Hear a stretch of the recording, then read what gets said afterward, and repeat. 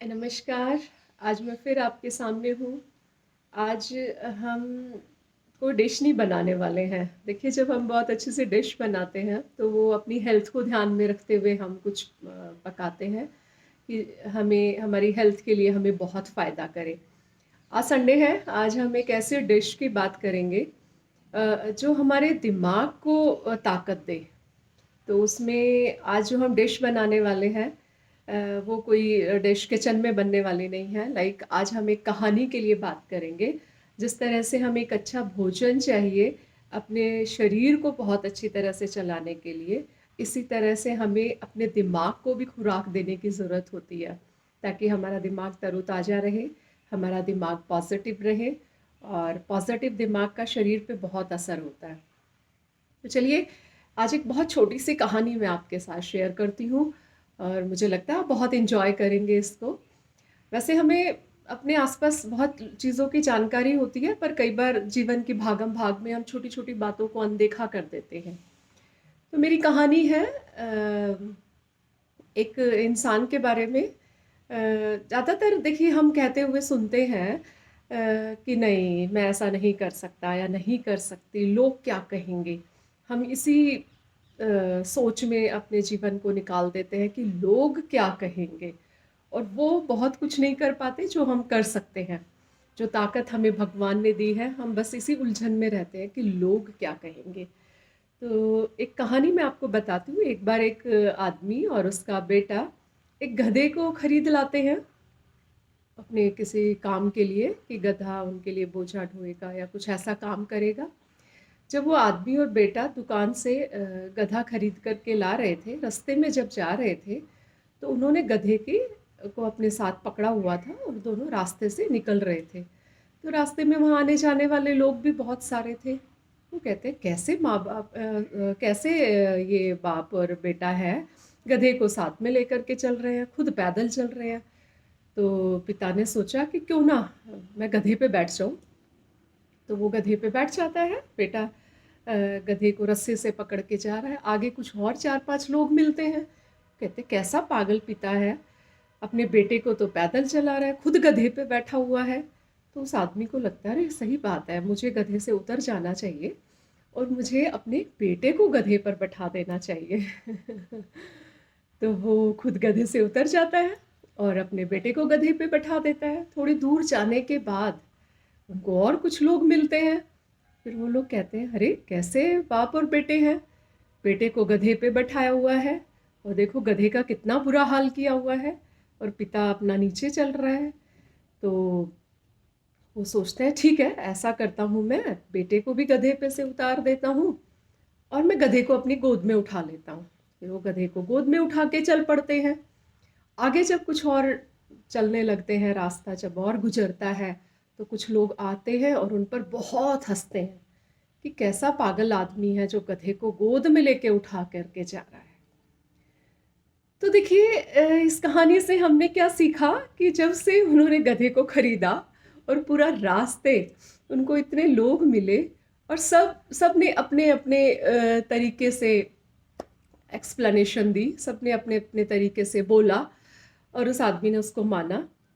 तो इसी तरह से हमारे जीवन में भी घटित होता है। जब हम कोई भी काम करते हैं, तो जब हमें अलग-अलग लोग मिलते हैं, तो वो अलग-अलग उस काम के लिए बोलने लग जाते हैं। तो लोगों का काम तो बोलना ही होता है। देखिए, इस कहानी से मुझे लगता है आपको क्या शिक्षा मिली है, ये आपको समझ ही आ गया होगा। मुझे समझाने की ज़रूरत नहीं है कि कोई भी जब हम काम कर रहे हैं, तो हमें ज़रूरत नहीं है दूसरों के सुनने की कि वो हमें क्या कहेंगे। जो हमारा मन करे, हमें हमेशा वो करना चाहिए।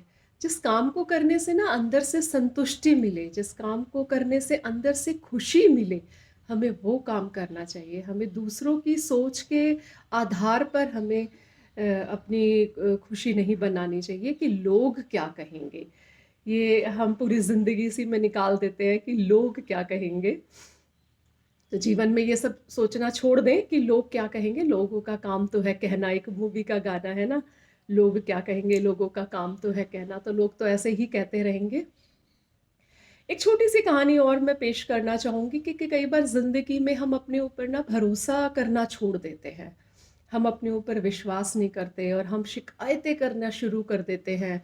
मैं काला हूँ, मैं इंटेलिजेंट नहीं हूँ, मैं ये काम नहीं कर सकता, मैं वो काम कर नहीं सकता, और ज़िंदगी हम शिकायतों में निकाल देते हैं। हम भगवान से पूरी ज़िंदगी ये कहते रहते हैं, मैं तो किसी चीज़ के लायक ही नहीं हूँ, तूने मुझे ऐसा बनाया भगवान, मैं कुछ कर ही नहीं सकता, और पूरी ज़िंदगी हमारी निकल जाती है शिकायतों में। एक बार एक महावत हाथी के बच्चे को पालता है। आपने वैसे ये कहानी ज़रूर सुनी होगी, लेकिन मैं एक बार फिर से थोड़ा सुनाना चाहूँगी। तो वो महावत उस हाथी के बच्चे को पालता है, उसे भोजन कराता है पूरा दिन, उसको बहुत अच्छे से रखता है, उसकी बहुत देखभाल करता है। बच्चा इतना छोटा होता है तो वो कई बार होता है ना, बच्चे शरारतें बहुत करते हैं। तो उसको लगा क्यों ना इस हाथी के छोटे से बच्चे को मैं इस लोहे के खंभे से बांध दूँ। छोटा सा लोहे का खंभा होता है, और वो जब वो शरारतें करने लगता है तो वो उस हाथी के बच्चे को खंभे पे बांध देता है। जैसे ही उसको खाना देना होता था, दूसरे काम करने होते थे, तो वो खोल देता था। लेकिन दिनों दिन ऐसा चलता जा रहा था। वो महावत जो है वो उस बच्चे को खंभे पे बांध देता था, हाथी के बच्चे को, और उसको थोड़ी देर के लिए शांति मिल जाती थी कि ये अब शरारत नहीं करेगा। इस तरह दिन बीतते गए, साल बीतते गए, वो हाथी का बच्चा बहुत बड़ा हो जाता है। लेकिन महावत को तो वही आदत थी, वो तो जब थोड़ा-सा भी वो नटखटपना करता था, तो महावत उसे उस खंभे पे बांध देता था। हाथी बहुत बड़ा हो चुका था, इतना बड़ा कि उसके सामने अब वो लोहे का खंभा कोई बड़ी चीज़ नहीं थी, बहुत छोटी-सी चीज़ थी। लेकिन हाथी को क्या आदत थी? उस खंभे से बंधे हुए होने की आदत थी, और उसने ये नहीं पहचाना कि ना हाथी ने ये सॉरी ना हाथी ने ये सोचा कि मैं इस खंभे को उखाड़ सकता हूँ। बस उसे एक ही आदत थी, उस खंभे से बंधना और वहाँ पर बंधे रहना, और अपनी ताकत का इस्तेमाल ही नहीं किया, ना अपनी बुद्धि का इस्तेमाल किया। तो देखिए,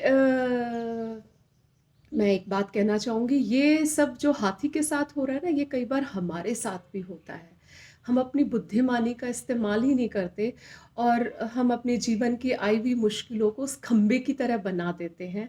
हम अपनी सोच को, अपने विचार को उस खंबे की तरह बना देते हैं, और हमें लगता है कि हम इस खंबे को तोड़ ही नहीं पाएँगे।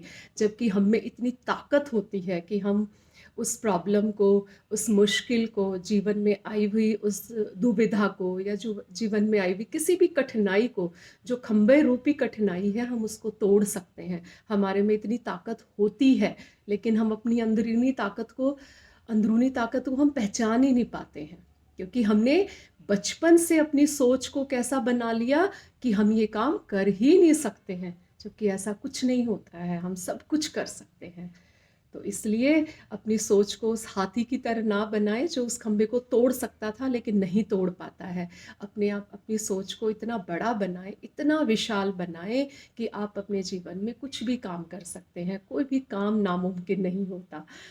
तो मुझे लगता है आज दिमाग की इस खुराक आज के लिए काफ़ी है। हम फिर मिलेंगे। मुझे 14 दिन आइसोलेशन में रहना है, तो इसी तरह की खुराक पे काम करते रहेंगे, कभी शरीर की खुराक पर, कभी दिमाग की खुराक पर। और मैं भी बहुत आपके साथ टाइम को एंजॉय कर रही हूँ। मुझे लगता है कि आप भी मेरे साथ बहुत एंजॉय करते हैं, और आप लोग बहुत खुश रहें, बहुत स्वस्थ रहें, आपके परिवार सभी के बहुत खुश रहें, आपका परिवार स्वस्थ रहे। इसी कामना के साथ फिर मिलते हैं एक नई कहानी के साथ, एक नई खुराक के साथ। धन्यवाद। नमस्कार।